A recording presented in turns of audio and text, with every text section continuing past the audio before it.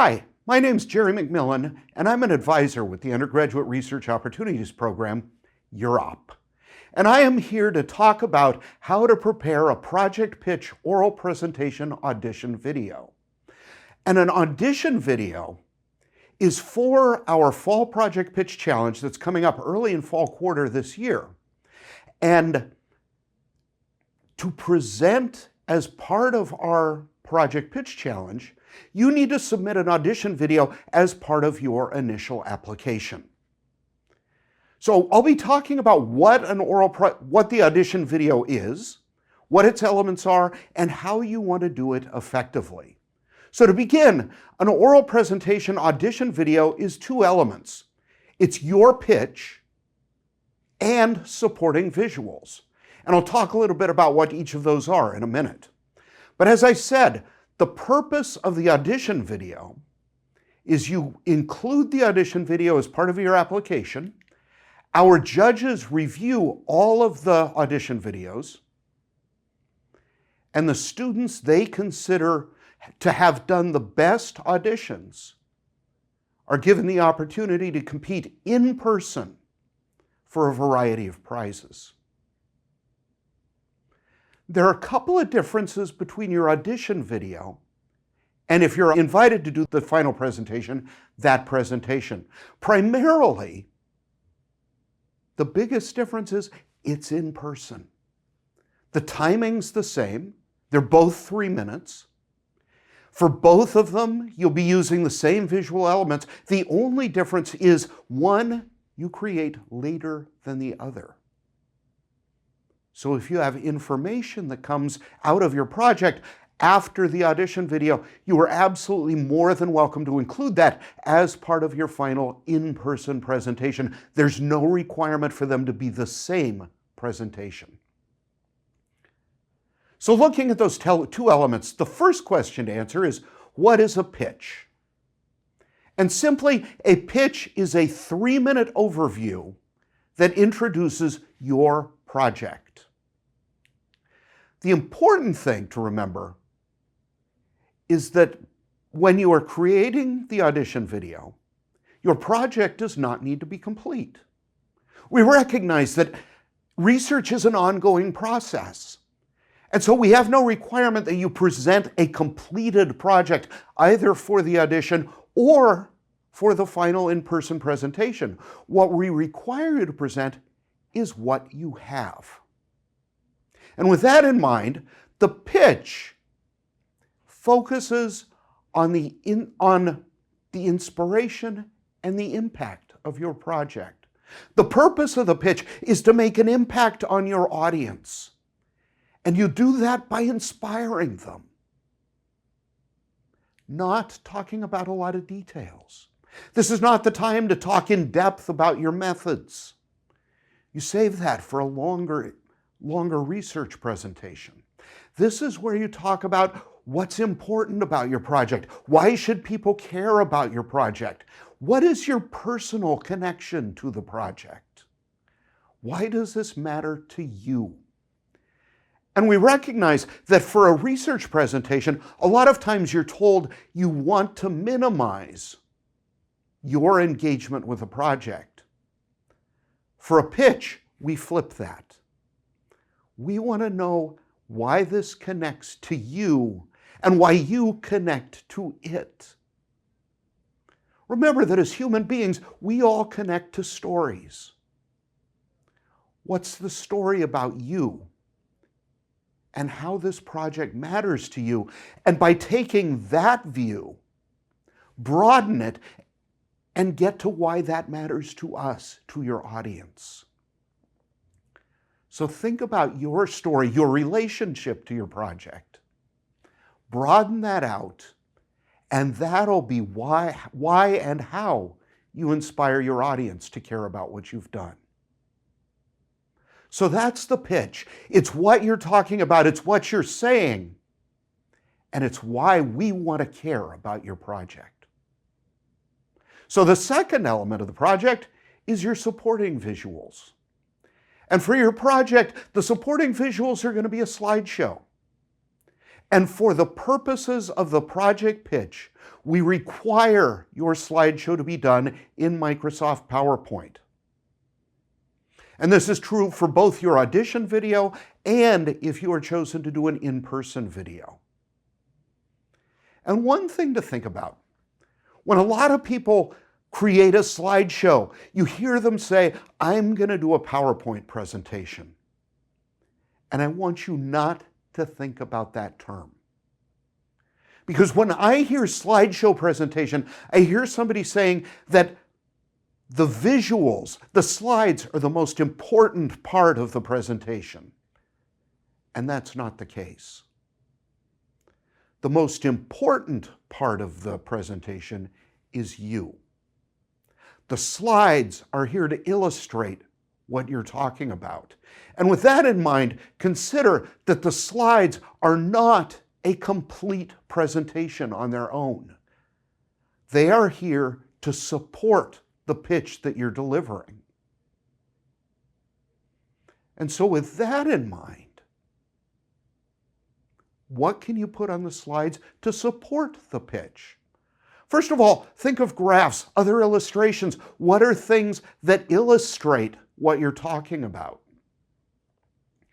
And then another great thing to put on slides is navigation reminders, headings or other information that remind your audience where you are in your presentation. And also to help remind you where you are in your presentation. Sometimes we get off when we're presenting. By being able to look at the slide, see that little reminder, you know where you are and can remind yourself where you are at that point. So with that in mind, let's look in a little bit more detail. What should be on the slide? And a good place to start is by thinking what should go on the slide is whatever is needed to achieve the goal of that slide. When you put the slide up, what are you trying to achieve? And when you keep that in mind, you can then look at what you're putting on the slide and ask yourself, does everything on this slide contribute to the message, to achieving that goal? And if it doesn't, consider altering it. Consider taking it out. You don't want things that don't contribute to your message. But you also want to keep in mind, you want to have space on the slide. You want to have spots on the slides that don't have stuff on them. You want the slide to be clean enough that people can actually read them. So balance the content, the necessary content of the slide, with space enough to give breathing room so that people can read them comfortably. And with all of that in mind, let's talk a little bit more about your design. You want to design for both clarity and comprehension. The first thing is everything on your slide should be easily readable by your audience. Use big fonts. Use clear text. Make it easy to read. And with that in mind, keep your text minimal. Make sure people can read it quickly and easily. Keep your text concise. Use bullet points, not complete sentences. You want people to just read a few words, because one thing to think about is every time you put up new information on a slide, people are going to stop listening to you and they're going to read it.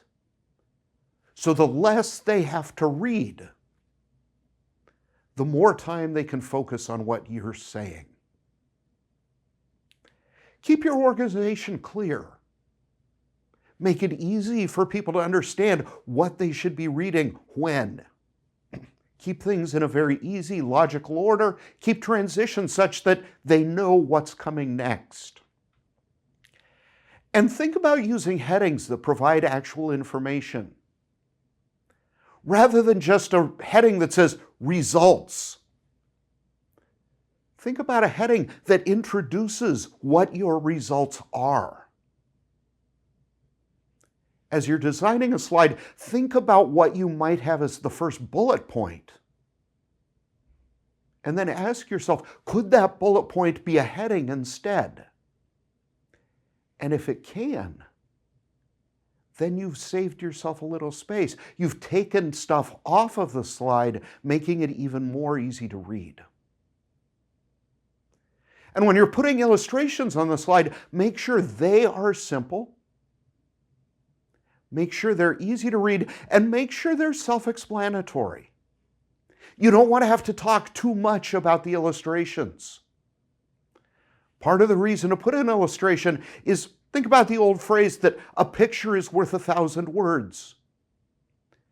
If you're going to use a whole bunch of words to describe the picture, you've wasted the opportunity the picture provides. So what can you put on a picture to make it so that people understand it? If you're putting on a graph, make sure it's clearly labeled. Make sure people know what they're reading about. If it's a picture, make sure there are things pointing out things that are particularly important. Make sure they're clear. Make sure that what people are looking at is easy for them to interpret. And with that in mind, also avoid visual distractions. Think about a graph. Think about your y-axis. Maybe all of your data falls between 50 and 70. And if it's all between 50 and 70, think about whether you need a label for 10, 20, 30, 40, 80, 90, 100. Just put the labels that are important. Maybe just keep the grid lines that are important as well. Don't distract your audience. And by the same token, think about graphs you've seen, charts you've seen that have some visual interesting things on it, like drop shadows behind bar charts. For me at least, drop shadows make things harder to read, not easier.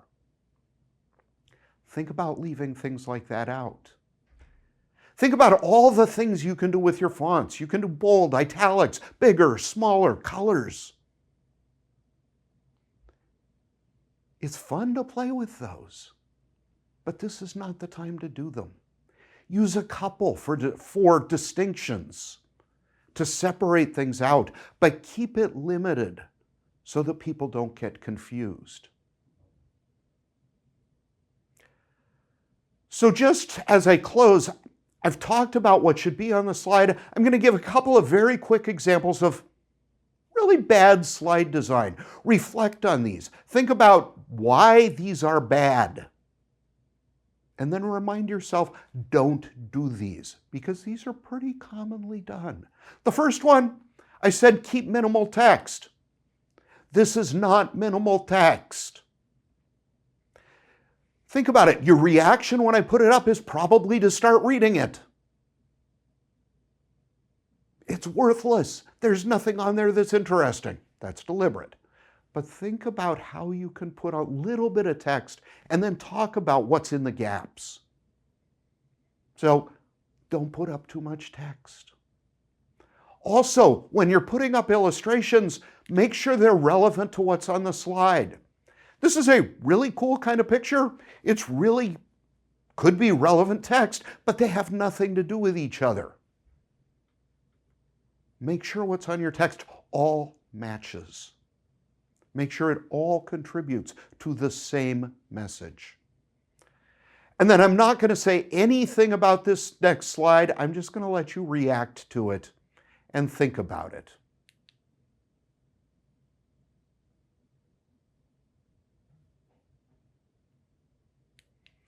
So with all of that in mind, just a couple of things to think about. First of all, as you are preparing your audition video for the project pitch, refer often to the student presenter guidelines.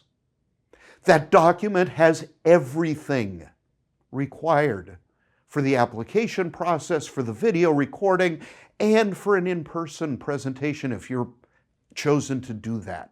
Refer to the guide often. It also has the calendar. It has the deadlines. It has all of the things you need to do for each phase of the presentation. And then remember, as you are preparing your audition video, basically your in-person video, if you're invited to do that, can be almost the same thing.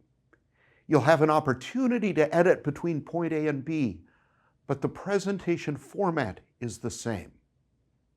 The one thing I want to remind you, it's in the guide, but I want to stress it now, is that if you are invited to do the in-presentation video at the end, one of our rules this year is that you are not allowed to use notes for the in-person presentation. So make sure you give yourself plenty of preparation time to practice, prepare, and be prepared to do it with just you, your slides, and an audience. And with all of that in mind, remember, you can contact UROP if you want help working on any part of this process. We want you to do a great audition video. We look forward to seeing all of the inspirational stories you can provide us, and we look forward to seeing you in the Project Pitch Finals. Thank you, and we look forward to hearing from you later.